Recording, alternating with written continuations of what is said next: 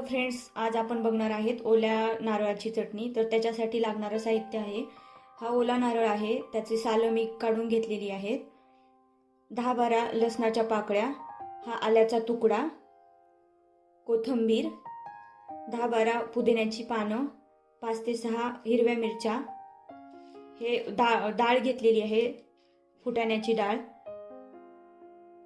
चवीनुसार मीठ, साखर, दही आणि फोडणीसाठी तेल, कढीपत्ता, उडदाची डाळ घेतलेली आहे 1 टेबलस्पून आणि 3 ते 4 लाल मिरच्या आणि मोहरी।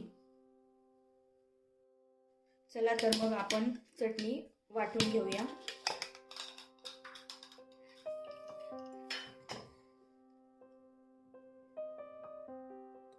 हे अर्धा नारळाचं खोबरं आहे कोवलेलं,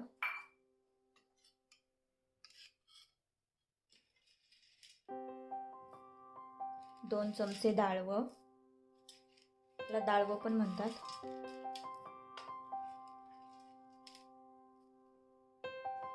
4 ते 5 हिरव्या मिरच्या, 10-12 पुदिन्याची पानं, कोथिंबीर,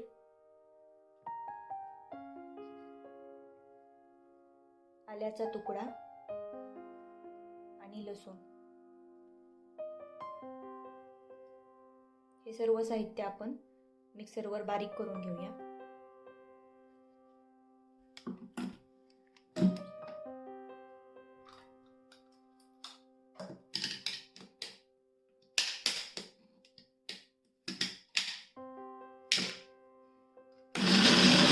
चला तर हे आपण बारीक करून घेतले आहे, त्याच्यामध्ये थोडंसं पाणी आणि दही ऍड करायचे।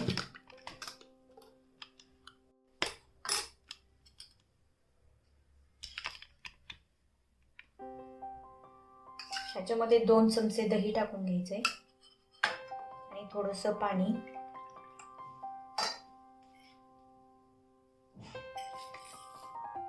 चवीनुसार मीठ आणि थोडीशी साखर।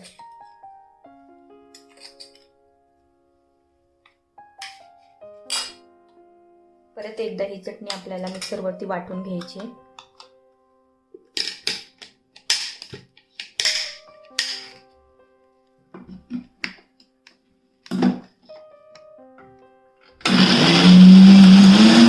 चला तर आपली ही चटणी छान अशी वाटून झालेली आहे।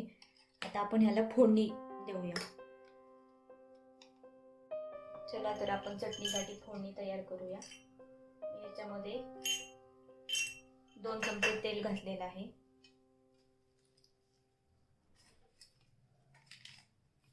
तेल चांगलं गरम होऊ द्यायचंय।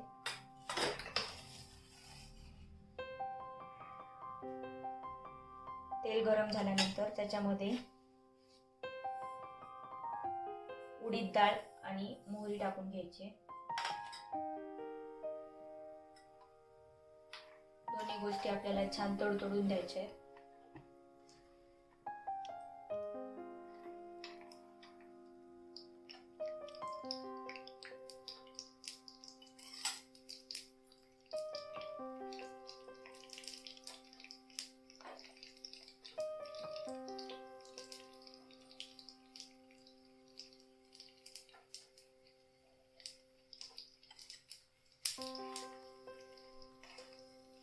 आपली उडीद डाळ आणि मोहरी छान अशी तडतडलेली आहे।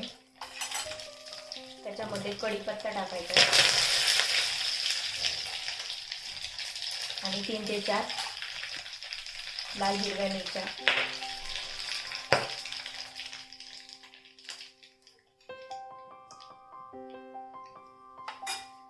आणि ही फोडणी आपल्याला चटणीमध्ये ओतायची।